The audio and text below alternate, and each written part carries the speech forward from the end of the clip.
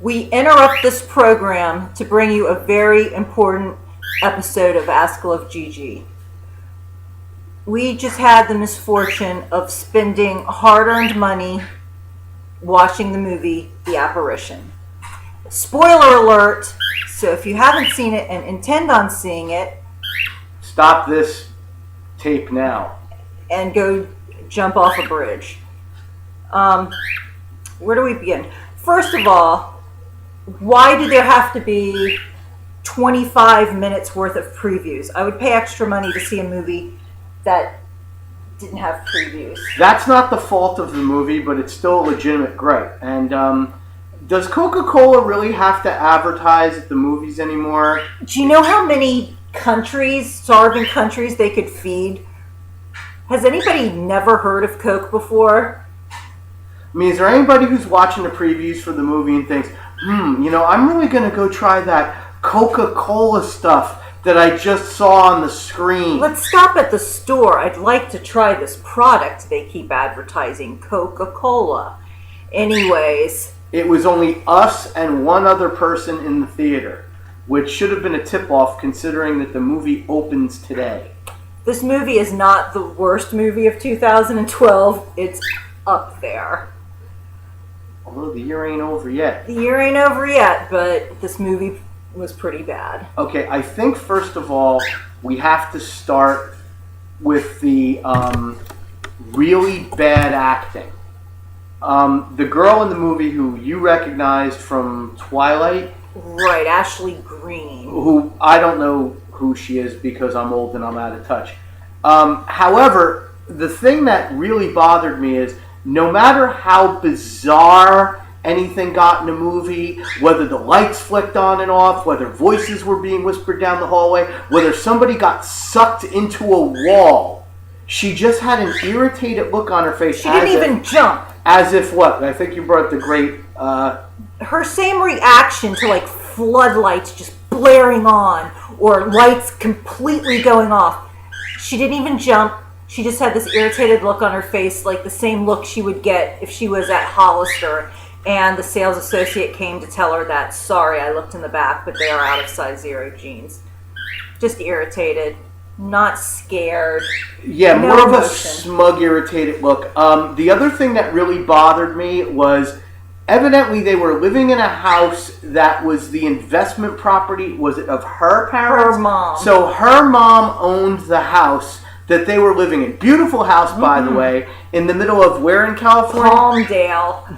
Which basically just looks like a dried out piece of shit surrounded by mountains. So you would never want to live there. It looked really awful. And it looks like you have to drive an hour to get to anything. It gave me the same feel in the movie as in the movie Poltergeist with Cuesta Verde. For those of you that are old enough to, or maybe you've seen that movie. The thing that really bothered me is there's evidently the lights are flicking on and off. There's some weird mold growing in the house. She never, they think the house is haunted. She never thinks to pick up her phone and call her mom and tell her about any of this stuff happening at the property. She sees some freaky thing in the shower, but instead of like throwing on a pair of pants, she just walks backwards so everyone can look at her ass for like 3 minutes. And what was the other thing? She kills the house with the apparition. Kills a neighbor's dog that wanders into their house. So whatever. Sorry about your dog. Oh, it's okay. No problem. Fast forward however many days later, she just shows up to this dad and daughter's house holding a new dog. Here, I know it's not going to make up for Skippy, but here's another dog for you. Like, she didn't even check with the dad first. And Dad's like, oh, it's okay. Yeah. Dad, is it okay? Well, I guess so, since what am I going to do? Now I can't say you can have a dog. Anyways, dumb. In the very beginning of the movie, I know we're jumping out of sequence. It's evidently him, the main character guy, a blonde girl, some other guy with black hair, and a British guy with glasses are conducting these experiments to try to channel spirits into their world. And evidently, these are college students who know everything about everything in the metaphysical world. yet they're not smart enough to get out of a house that's haunted. And they have every piece of equipment you could ever freaking want. Oh, and all the equipment's locked in a box in the garage. For however many years or whatever has elapsed. But it all works. It clicks right on. And evidently the girlfriend knows how to work all the equipment. She just looks at this orange box and she knows to hook it into the computer. She looks at this thing that looks like a radar gun. She knows how to work it and contact the spirits. If I don't charge my cell phone after 2 days, it doesn't work. But this stuff is just still perfect working condition. And this girl who works at a vet's office just miraculously knows how to work everything. Plus, all this shit is happening in their house, all this freaky crap, and the guy's just like, well, if anything else weird happens, we'll just go to a hotel. Oh, okay, because the lights flicking on and off and the weird mold and the voices, you know what, that's enough. But if one more creak happens, that'll be the last straw. By the way, everything in my closet is now sideways and my wooden hangers are all broken and twisted. But no, every house just makes weird noises was his excuse. Oh, that's right, yeah. You know, it's new construction. It's just settling. And throughout the whole movie, they never contact the owners of the house, the parents. Meanwhile, there's cracks in the ceiling. She's nailing the hell out of like the door and the wall. There's cracks in the foundation. There's evidently mold growing everywhere. Oh, I tried to call a mold guy, but they can't come out for a week. Oh, okay, well then we'll just sit here with all this funky crap engulfing us. And by the way, every plant I have in the house is just dying, but we'll stay here. Oh, and I'll walk around in this teddy. Yeah. By the way, get out of the house because you pissed me off because I found a picture of you and the other girl that got sucked into the wall and you didn't tell me about her. So he leaves. And I'm just going to sit here. Oh, all the lights are going to go out. I'm just going to still sit here. And here's the equipment I don't know how to work, but I'm working it. And I'm trying to detect the spirit. And it's sure...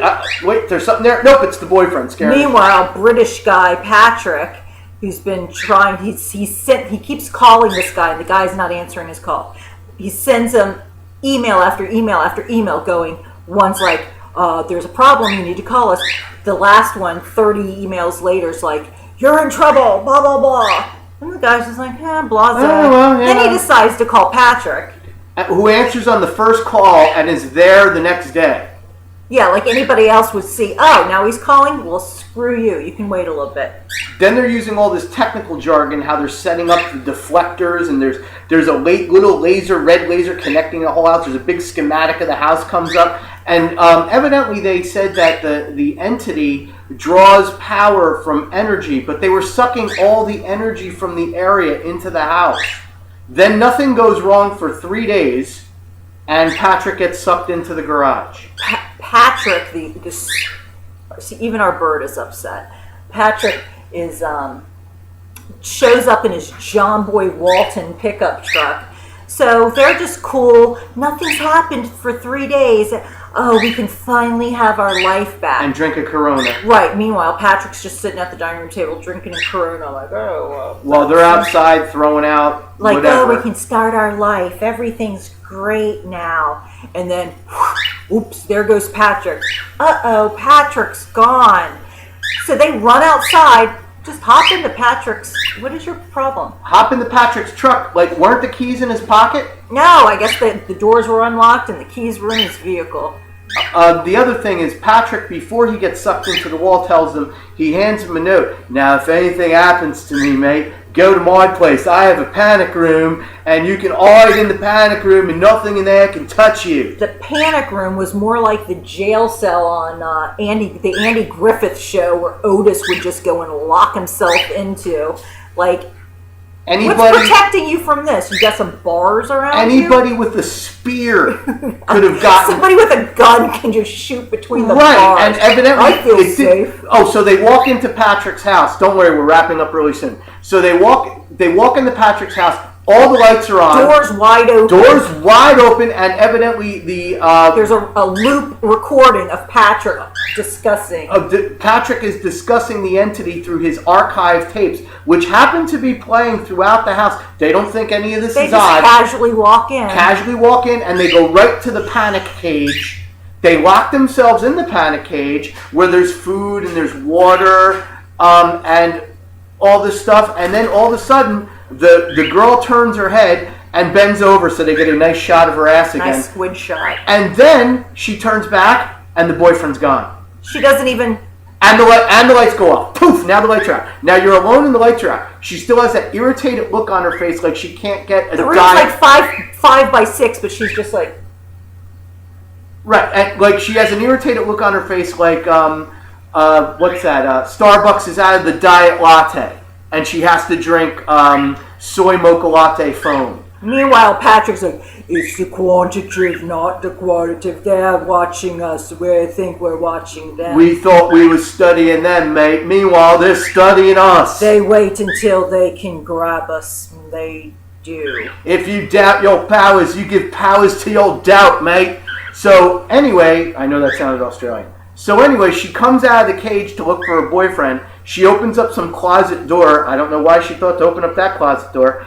And the boyfriend is embedded in the wall, and all he could do is open up his mouth really wide.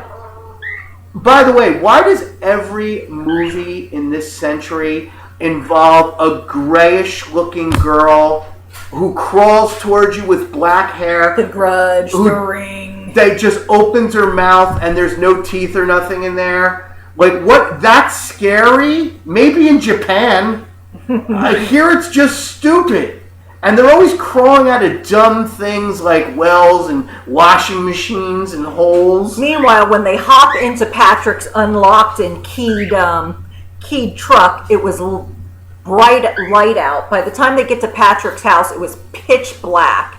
So she runs out of the house, of course, because it's now pitch black and she's alone. She just has a flashlight. She has to run through the woods because the truck gets mysteriously sucked into the ground. Right.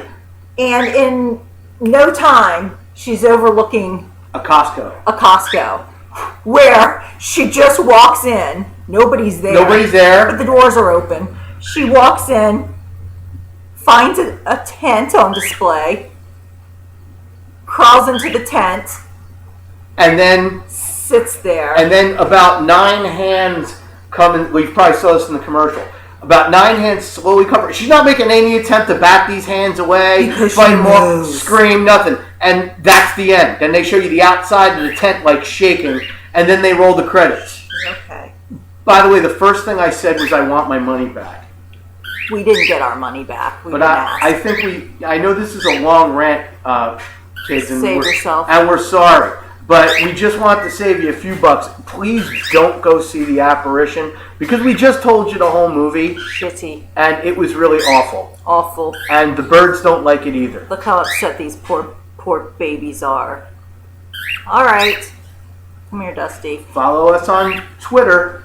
At Ask Love Gigi. And I'm Ask Der Mask. We'll be seeing you with another movie review in the future. Hopefully a good one this time. Adios.